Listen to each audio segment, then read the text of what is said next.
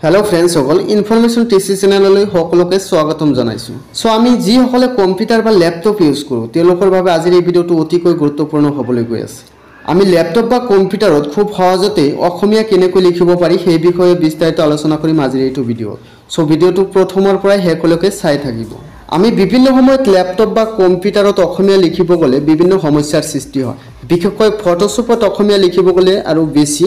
সমস্যা হয় গতিকে আজি এইটো ভিডিও চোৱাৰ পাছত 100% কোনো অসুবিধা নোহোৱাকৈ ল্যাপটপত অসমীয়া লিখিব পাৰিব সো ব্লগ আমি দেৰি নকৰি সোনকালে ভিডিওটো আৰম্ভ কৰো ল্যাপটপ বা কম্পিউটাৰত অসমীয়া লিখাৰ বাবে বা টাইপ কৰাৰ বাবে বহু সফটওয়্যাৰ আছে সকলো সফটওয়্যাৰ ফ্ৰী নহয় কিছুমান পেইড ভাৰ্চনৰ সফটওয়্যাৰ আছে যিসমূহ আমি ইউজ কৰিলে টকাৰে কিনি ইউজ কৰিব লাগিব সো আজি আমি ওয়েনলিপিৰ জৰিয়তে ল্যাপটপত অসমীয়া লিখিম আৰু আপুনি এই সফটওয়্যাৰটো ফ্ৰীতে পাই যাব ডেসক্ৰিপচনত লিংক দিয়া থাকিব তাৰ পৰা ডাউনলোড কৰি ল'ব সো ওয়েনলিপি সফটওয়্যাৰটো ইনষ্টল কৰি অসমীয়া কেনেকৈ লিখিব পাৰো আৰু কি কি সেটিং কৰিব লাগিব সম্পূৰ্ণ প্ৰসেস দেখাবলৈ লৈছো সো আপুনি ফাইলটো ডাউনলোড কৰি লোৱাৰ পাছত আপুনি ফাইলটো extract কৰি লব লাগিব সো extract কৰাৰ বাবে আপুনি ফাইলটোত গৈ কিনে জাস্ট ৰাইট ক্লিক কৰি দিব তাৰ পাছত আপুনি extract here বুলি অপচন দেখা পাব তাত ক্লিক কৰি দিলে ফাইলটো extract হৈ যাব আৰু এটা ফোল্ডাৰ ক্ৰিয়েট হৈ যাব সো আপুনি ওয়েনলিপি বুলি ফোল্ডাৰ দেখা পাইছে তাত সোমাই যাব এতিয়া আপুনি ইয়াত পাস ওয়েনলিপি যেটো ই আছে অপচন আছে হেতুত আপুনি ক্লিক কৰি সোমাই যাব তাত পাসওয়াৰ্ড দিয়া আছে হেকিনি আপুনি কপি কৰি লব লাগিব নেক্সটত লাগিব সো আপুনি কপি কৰি লব লাগিব সো তাৰ পাছত এটো ক্লোজ কৰি দিলেই হল এতিয়া আপুনি ওয়েনলিপি 1.0 বুলি যেটো এপ্লিকেশন দেখা পাইছে হেতুত ক্লিক কৰি আপোনাৰ ইনষ্টল কৰিব লাগিব সো মই ক্লিক কৰি দিছো ইনষ্টল কৰাৰ বাবে এতিয়া আপুনি নেক্সটত ক্লিক কৰি দিব তাৰ পাছত এতিয়া ইয়াত টাৰ্মস কন্ডিশন শো হ'ব তাৰ পাছত আপুনি এগ্ৰিত ক্লিক কৰি নেক্সট কৰি দিব আৰু এতিয়া পাসওয়াৰ্ড খুজিছে সো আপুনি যেটো পাসওয়াৰ্ড কপি কৰিছিলে হেতু ইয়াত এন্টাৰ কৰি দিব তাৰ পাছত নেক্সট কৰি দিব সো ইয়াত don't create a start menu folder এটোত যদি আপুনি টিক কৰি দিয়ে তেনে হলে আপুনি উইন্ডোখন খোলাৰ লগে লগে অটোমেটিক্যালি ওয়েনলিপি সফটওয়্যাৰটো ওপেন হৈ যাব আৰু যদি নকৰে টিক মাৰ্ক নকৰে তেনে হলে আপোনাৰ ম্যানুয়ালি হেতু ওপেন কৰি লব লাগিব সো মই টিক কৰা নাই তাৰ পাছত আপুনি ইয়াত দেখিবলৈ পাইছে ক্ৰিয়েট এ ডেস্কটপ আইকন যদি আপুনি ডেস্কটপত বা ল্যাপটপত সফটওয়্যাৰটোৰ আইকন বিচাৰে তেনে হলে আপুনি প্ৰথম অপচনটো টিক কৰি নেক্সট কৰিব লাগিব সো তাৰ পাছত আপুনি ইনষ্টল নাওত ক্লিক কৰি দিব অলপ সময় ৰব ইনষ্টল হৈ আছে সো তাৰ পাছত এটো ওকে কৰি দিব এটো কেনসেল কৰি দিব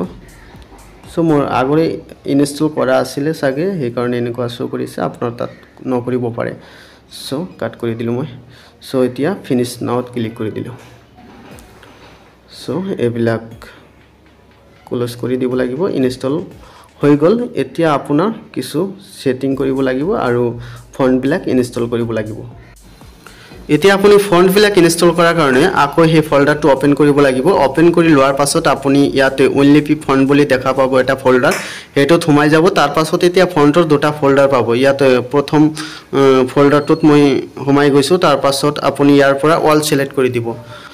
আপুনি এটা কৰি ইনষ্টল কৰিব পাৰিব সো মই গোটেই কেটা একেলগে সিলেক্ট কৰি দিছো আৰু গোটেই কেটা একেলগে ইনষ্টল কৰি লম অল সিলেক্ট কৰি দিয়াৰ পাছত আপুনি মাউসৰ ৰাইট ক্লিক কৰি দিব ৰাইট ক্লিক কৰাৰ পাছত আপুনি ইনষ্টল ফৰ অল ইউজাৰ্স বুলি যেটো অপচন পাব হেতু অপচনত ক্লিক কৰি গোটেই কেটা ফোন আপুনি ইনষ্টল কৰি লব তাৰ পিছত এতিয়া আপুনি দ্বিতীয় যেটো ফন্টৰ ফোল্ডাৰ আছিল হেতুত সোমাই যাব তাৰ পাছত আপুনি ইয়াৰ পৰা অল সিলেক্ট কৰি গোটেই কেটা ইনষ্টল কৰি লব ইনষ্টল হৈ যোৱাৰ পাছত আপুনি এবিলাক ক্লোজ কৰি দিব তাৰ পাছত ফটোশ্বপ ওপেন কৰি লব মই ফটোশ্বপ ওপেন কৰি লৈছো এতিয়া ফটোশ্বপত অসমীয়া লিখিম সো ফটোশ্বপ ওপেন কৰি লোৱাৰ পাছত আপুনি ইয়াত তলফালে যেটো এৰো অপচন আছে হেতুত ক্লিক কৰিলে আপুনি এনেকুৱা দেখা নাপাব মই অলৰেডি আসামিজ কিবোৰ্ডখন সিলেক্ট কৰি ৰাখিছো সো আপুনি ইয়াত আসামিজ কিবোৰ্ডখন সিলেক্ট কৰা দেখা নাপাব নো কিবোৰ্ড বুলি লেখা থাকিব সো আপুনি ইয়াৰ পৰা অ বুলি যেটো এএসএম টাইপৰাইটাৰ আছে হেতুত ক্লিক কৰি আপুনি ইয়াত অসমীয়া কিবোৰ্ড সিলেক্ট কৰিব লাগিব সো এতিয়া অ আহি গৈছে যেটো অসমীয়া কিবোৰ্ড সিলেক্ট হৈ গৈছে সো এতিয়া আপুনি অসমীয়া লিখিব পাৰিব সো আৰু এটা কথা ইয়াত আপুনি অসমীয়া লিখাৰ বাবে আপোনাৰ অসমীয়া ফন্ট সিলেক্ট কৰিব লাগিব সো যেহেতু আপুনি ফন্ট বিলাক ইনষ্টল কৰি লৈছে আগতে সো ইয়াৰ পৰা আপুনি গীতাঞ্জলি যেটো ফন্ট আছে সেই গীতাঞ্জলি ফন্টটো সিলেক্ট কৰি ল'ব লাগিব অসমীয়া লেখাৰ বাবে গীতাঞ্জলি ফন্ট সিলেক্ট কৰিব লাগিব সো গীতাঞ্জলিৰ জৰিয়তে আপুনি অসমীয়া লিখিব পাৰিব সো গীতাঞ্জলি ফন্ট সিলেক্ট কৰি লোৱাৰ পাছত এতিয়া মই ফটোশপত অসমীয়া লিখাৰ বাবে এতিয়া টেক্সট অপশনত ক্লিক কৰি লিখিবলৈ চেষ্টা কৰিছো আৰু আপোনালোকৰ সুবিধাৰ কাৰণে মই